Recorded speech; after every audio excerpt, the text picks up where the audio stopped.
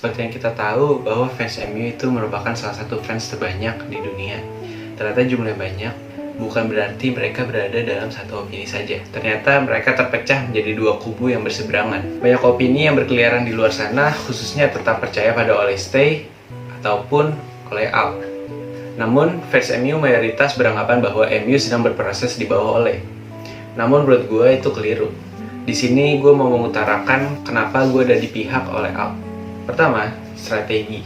Strategi yang dirancang oleh Ole itu membuat sosok playmaker yang berposisi sebagai pemain nomor 10 sebagai pusat permainan dan 10 pemain sisanya sebagai penunjang sistem permainan pemain nomor 10 tersebut agar berjalan sesuai yang diinginkan. Pada hakikatnya, sosok nomor 10 hanya sebagai kreativitas dalam penyerangan, bukan tulang punggung permainan. Karena apabila pemain dalam posisi tersebut buntu atau di-marking ketat, permainannya akan menjadi mati. Seharusnya filosofi permainan itu saling membutuhkan dan berkoordinasi dengan baik. Pemain dengan nomor 10 adalah nilai tambah, bukan sebagai sebuah ketergantungan. Ditambah lagi, Ole selalu saat buntu hanya mengandalkan skill pemain saja, tidak mengandalkan sistem permainan. Sirkulasi bola lambat dan terlalu banyak salah passing di pertahanan sendiri. Pemain yang notabene kualitas wahid tidak terlalu berkembang dan tidak bisa dimaksimalkan. Pemain tengah minim kreativitas, hanya Pogba dan Bruno yang memiliki skill. Namun Bruno adalah pemain tengah yang lebih condong untuk menyerang, jadi butuh yang kuat untuk menyerang dan bertahan. Sebenarnya itu ada di diri Pogba. Dia salah satu gelandang box to box terbaik di dunia, namun dia terlalu banyak dribbling yang tidak perlu. Sehingga saat ada momen untuk melakukan passing, ruang sudah tertutup. Fred dan McTominay memang kuat dalam bertahan dan bagus saat melawan tim yang menyerang. Namun saat dibutuhkan kreativitas saat melawannya low block, mereka tidak mampu. Matic hanya bagus saat defend one on one. Namun ketika bola sudah lewat, dia tidak sanggup mengejar.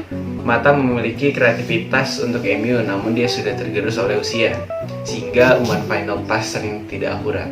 Sebenarnya Ole dapat memaksimalkan semua kekurangan dan kelebihan mereka sekaligus dan permainan atraktif antar lini. Namun, taktik Ole tidak maksimal dalam memanfaatkan pemain yang ada. Filosofi permainan tidak dibangun, entah itu gegenpressing, total football, dan sebagainya. Karena filosofi membentuk sebuah permainan di mana apabila salah satu pemain penting absen, pemain yang lain bisa masuk menggantikannya dengan peran yang lain, karena dia hanya masuk dalam sistem yang sama. Filosofi menciptakan legacy, di mana mau pemain atau pelatih yang silih berganti filosofinya akan tetap sama dan mempertahankan prestasi yang sama bahkan meningkat. Kita ambil contoh Jurgen Klopp. Orang bilang Ole baru 2 tahun, jadi belum bisa kita simpulkan bahwa Ole pantas melatih MU atau tidak. Namun perbedaan mereka yang mencolok adalah Klopp mewarisi filosofi yang telah dibangun, bahkan dari musim pertamanya walaupun itu tidak berjalan dengan mulus. Di tahun kedua, Jurgen Klopp berhasil menduduki posisi keempat klasemen dengan permainan menyerang atraktif yang kolektif, yang tidak tergantung dengan 1-2 pemain walaupun masih banyak kekurangan di back. Di tahun ketiga, ia progres masuk ke final UCL dengan suntikan pemain baru yang berkualitas. Dan setelah itu, dia meraih banyak trofi.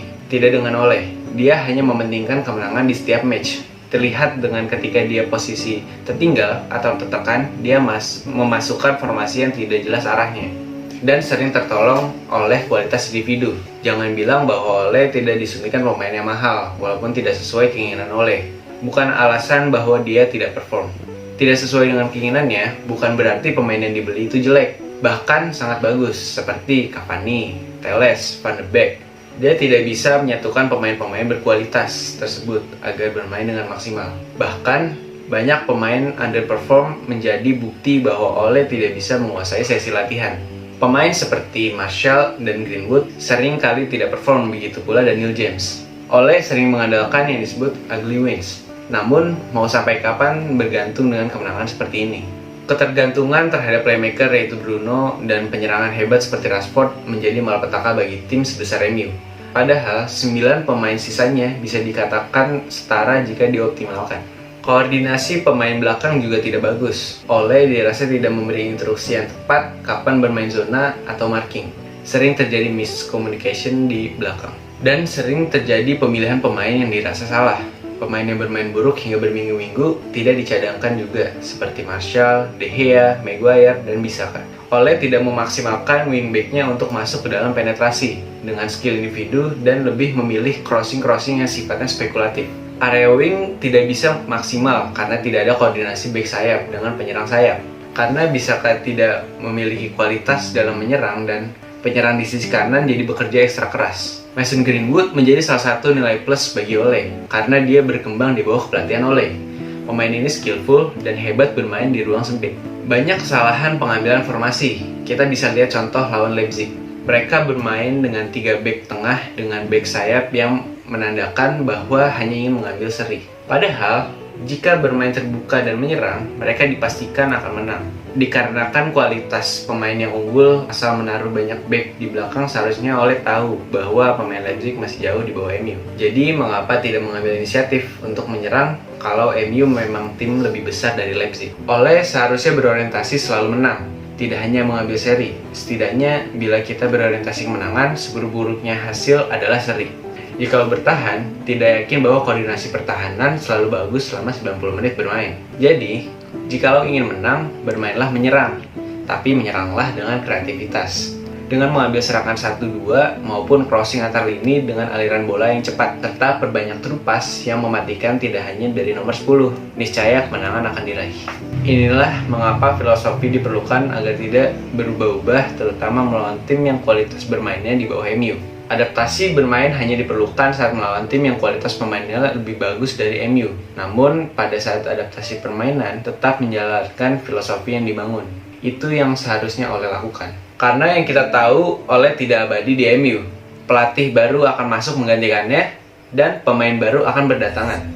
Jika Ole tidak memiliki filosofi, MU akan terombang-ambing selama kurang lebih 5-8 tahun. Karena tidak adanya warisan dari masa ke masa. Kita bisa lihat pelatih-pelatih yang mewarisi timnya di masa lalu, seperti Frank Rijkaard, Pep Guardiola di Barca, Jurgen Klopp saat di Dortmund, Van Gaal saat di Munchen, Jupp Heynckes saat di Munchen, bisa survive berada di papan atas sampai sekarang. Setidaknya, filosofi hanya bertahan 5-8 tahun kalau kita melihat track record pelatih yang sudah-sudah. Karena sepak bola adalah tentang sebuah perkembangan. Terlihat banyak pelatih meraih keberhasilan warisan filosofi di masa lalu. Bisa kita lihat seperti Luis Enrique di Barca, Pep di Munchen, dan masih banyak lagi. Maka dari itu, gue tidak yakin Ole bisa membawa MU ke level berikutnya.